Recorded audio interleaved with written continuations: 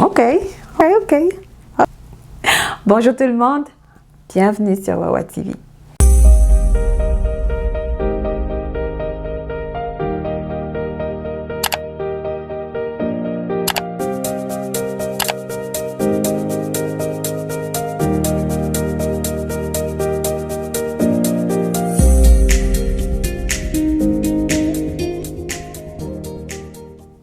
C'est magnifique de voir des youtubeurs chrétiens, de voir toutes ces personnes qui utilisent les plateformes pour parler de Jésus, pour partager leur foi, pour partager leur expérience, pour nous exhorter. C'est magnifique de voir une chaîne YouTube qui a débuté avec rien et de voir cette chaîne prendre son essor et son envol au point de devenir une chaîne tellement importante pour les gens parce que justement, elle change la vie des gens. Puis là, on se dit, waouh! Pour faire donc YouTube, il suffit de demander au Seigneur et de travailler avec le Saint-Esprit, tout ira pour le mieux. Les choses iront bien et le succès sera au rendez-vous.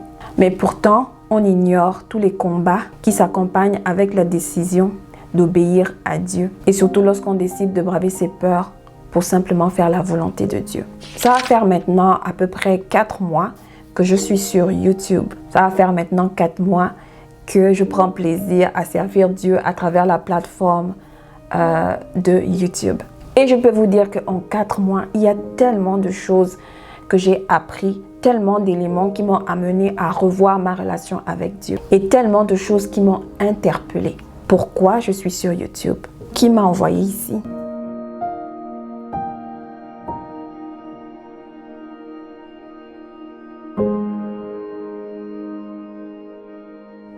La réponse, je la connais. Ce n'est d'ailleurs pas elle le problème. Le problème, c'est de rester sur la voie première qui m'a incité à me présenter devant vous. La voie première qui m'a amené, qui m'a motivé à vouloir sortir de ma zone de confort et à venir parler devant vous de mon expérience avec Dieu.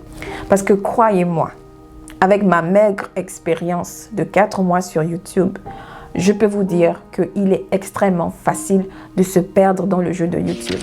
En fait, il m'est arrivé une situation tellement banale, mais qui, au final, a été un élément déclencheur qui m'a amené à avoir une réflexion sur quelles sont réellement mes intentions et mes motivations à être sur YouTube. Au fait, qu'est-ce qui s'est passé? Comme d'habitude, je regardais un peu mes abonnés. Vous savez, l'enthousiasme de commencer une chaîne, de voir, ok, est-ce que ça prend ou ça prend pas? Et puis là, ça a augmenté tranquillement. Et un jour, quand je viens, je vois qu'il y a une personne qui s'est désabonnée. Comme désabonnée. Pourquoi est-ce que tu te désabonnes? Dans ma tête, ça m'a fait un petit choc. Pourquoi? Parce que je me suis dit, mais Seigneur, est-ce que ce que je fais est si nul que ça? Père, tu vois tout le travail qui est derrière. Tu vois toute la motivation. Tu vois tout le désir réel qui est pour moi de faire ces vidéos. En principe, c'est de faire ta volonté. Tu vois combien de fois, Père, comme j'y tiens là, je prie, je travaille fort. Je ne veux pas venir me présenter devant les gens sans m'assurer vraiment que ce que tu m'as à cœur soit correct. Fait que je prends des temps de prière là, avant de venir me présenter. Est-ce que mon travail est si nul que ça? Pourquoi cette personne se désabonne? Alors qu'il y a plein de chaînes YouTube sans vraiment tomber dans le dénigrement. Mais c'est comme les contenus parfois, on se l'avoue, c'est pas le top. Mais ce sont eux qui font des millions d'abonnés et des millions de vues. Alors pourquoi est-ce que moi, qui essaie de faire ta volonté, il y a des personnes qui se désabonnent? Au fait, ce qu'il faut comprendre, c'est que dans le jeu de YouTube, c'est que plus tu as des abonnés, plus tu as des vues, plus tu pèses lourd.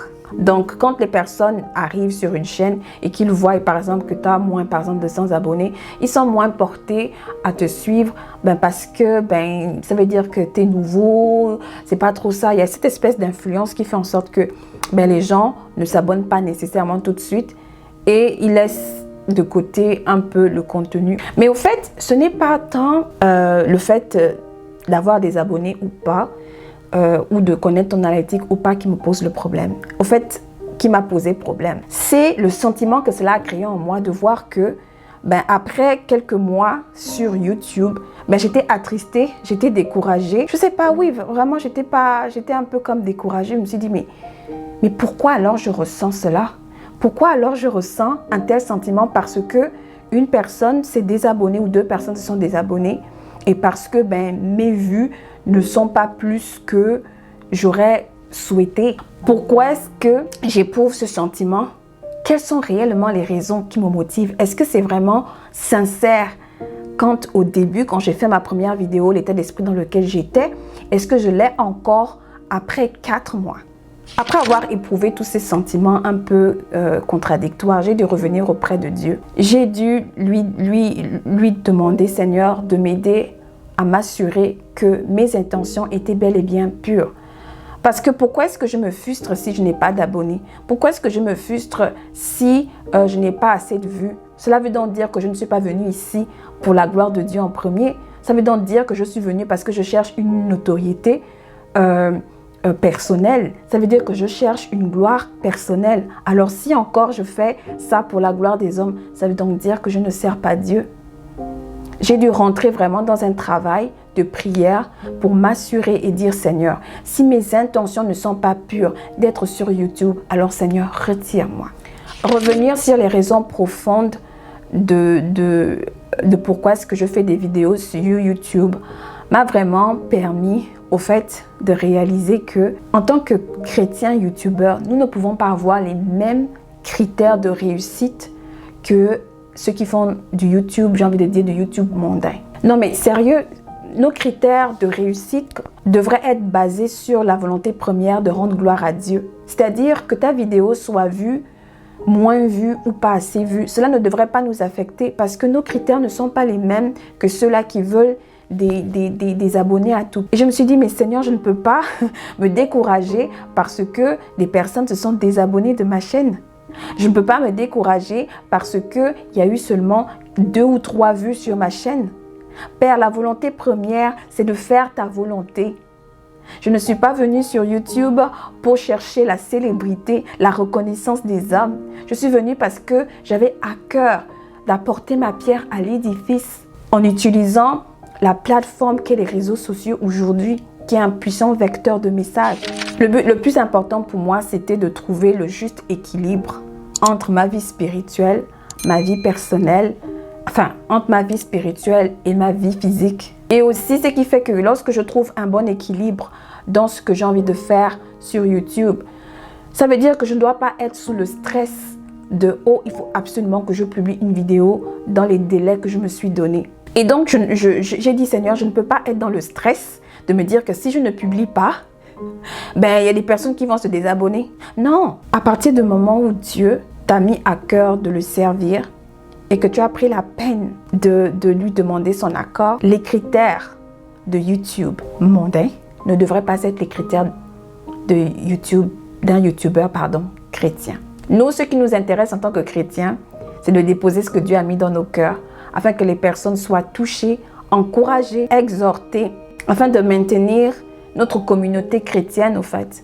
Pas à courir derrière les abonnés, pas à courir derrière les vues. Et j'ai dit merci Seigneur parce que j'étais en train de me perdre dans cette espèce de guéguerre et j'étais frustrée pour des choses qui n'ont ni tête ni queue. Ce n'est pas la raison pour laquelle tu m'as emmené là. Les raisons pour lesquelles tu m'as emmené, c'est de te servir. Ce que j'ai compris au final, c'est que Seigneur, peu importe le nombre de vues ou le nombre d'abonnés, ce qui compte, c'est que les personnes qui tomberont sur cette vidéo, sur la vidéo que tu as faite, ces personnes-là vont être touchées parce que ce sont les personnes que Dieu lui-même aura voulu qu'elles tombent sur cette vidéo. Techniquement, on ne devrait pas penser selon l'algorithme de YouTube. C'est vraiment ce que je pense. C'est vraiment ce que je pense. YouTube a son algorithme fait de façon qu'il le fait. Techniquement, plus tu as de vues, plus tu es mis en avant. Mais nous, on travaille avec le Dieu de gloire. Quand Dieu va décider que la personne à qui il veut que la vidéo soit destinée tombe dessus, tôt ou tard, elle va tomber dessus. Et le plus important, c'est qu'en visionnant cette vidéo, il puisse avoir une graine qui est plantée et que Dieu lui-même, il arrose pour que la plante puisse grandir. Et puis concernant même l'affaire des abonnés, lorsqu'on veut suivre un youtubeur chrétien, on a nos critères. On s'abonne parce que le contenu te parle. On s'abonne parce que le contenu apporte une plus-value, t'encourage, t'amène à maintenir ta foi en Christ au fait. On s'y abonne Ben parce qu'il y a un but précis qui est Christ en priorité. Et puis nous, notre attitude en tant que chrétiens sur la plateforme de YouTube, quand on est abonné, on est aussi membre actif de l'œuvre de Dieu. Pourquoi? Parce qu'en laissant par exemple notre commentaire, on ne vient pas juste critiquer, on vient apporter un enrichissement dans notre commentaire. On vient encourager le frère ou la sœur qui fait la vidéo. On vient enrichir le contenu de la vidéo. Que ce soit en apportant un verset, que ce soit apportant une information complémentaire. Bref, c'est vraiment tous ces éléments-là qui font en sorte que la plateforme, ben, elle est vivante. Parce que oui, les commentaires, l'espace commentaire, j'ai réalisé que c'est aussi un espace très intéressant où les gens lisent beaucoup les commentaires. Et parfois, il y a des personnes qui posent des questions dans les commentaires.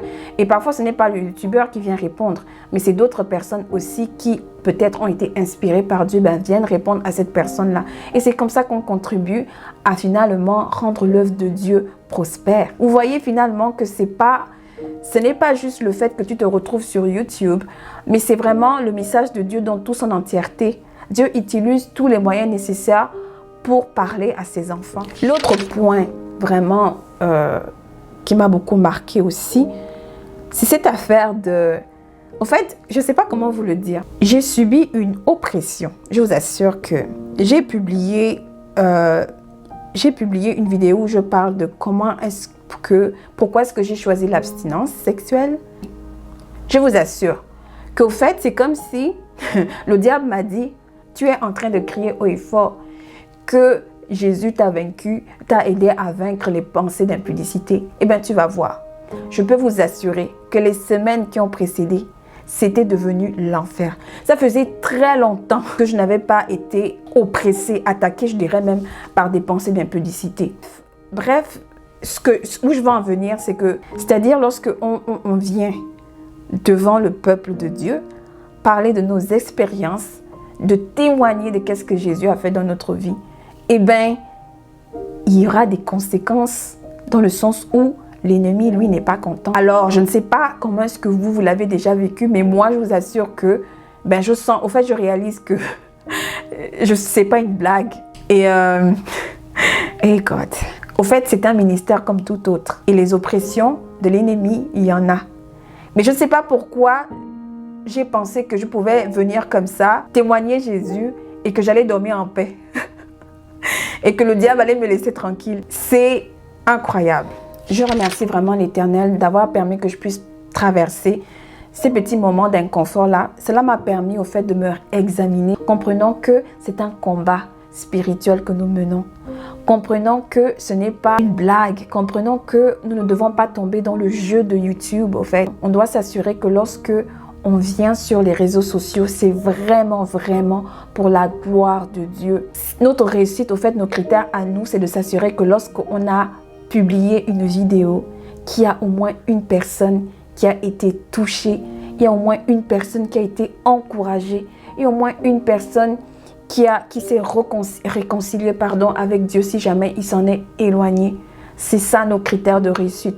Pas le nombre de vues, pas les nombres d'abonnés, pas je ne sais pas trop quels critères de YouTube là. Quels que soient les moyens numériques que nous utilisons aujourd'hui pour véhiculer le message de Jésus, nos pensées soient pures, que nos pensées sont en accord et que nous ne venons pas pour notre propre gloire, mais pour la gloire de notre Seigneur Jésus-Christ. Je pense que j'ai trouvé le bon équilibre maintenant. Je ne veux plus être dans le stress. J'ai dit, Seigneur, tu t'occupes de la promotion de la chaîne. Moi, je livre ce que tu me mets à cœur et tu t'occupes du reste. S'il n'y a pas d'inspiration, s'il n'y a rien que je dois... Ben, je vais pas publier tout simplement. Il n'y a pas de pression qu'il faut absolument que je publie aux 2 jours, aux 3 jours. Non, c'est fini ça. Je fonctionne avec le Saint-Esprit. Quand c'est le temps de publier, je publie. Quand il n'y a rien, ben il n'y a rien. C'est aussi simple que ça. Avant de terminer cette vidéo, je voudrais sincèrement remercier Sarik for Jesus qui n'a pas hésité à parler de ma chaîne sur sa chaîne. Merci beaucoup, cela m'a fait énormément plaisir. Et c'est ce que je disais au moment où je voulais me décourager, ben, le Seigneur a suscité qu'il y ait une promotion qui c'est vraiment de tout mon cœur. Merci beaucoup.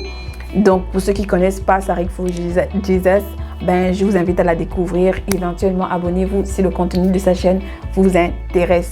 Je remercie énormément tous ceux qui prennent la peine de commenter mes vidéos. Je vous remercie également à ceux-là qui se sont abonnés. Soyez les bienvenus. Merci d'avoir pris le temps de m'écouter. Que l'Éternel vous bénisse. Voilà, c'était tout pour aujourd'hui. Quant à moi, j'ai terminé. D'ici là, que la prochaine vidéo ne sorte, n'oublie pas de faire de l'Éternel tes délices et il accordera ce que ton cœur désire. À plus tard.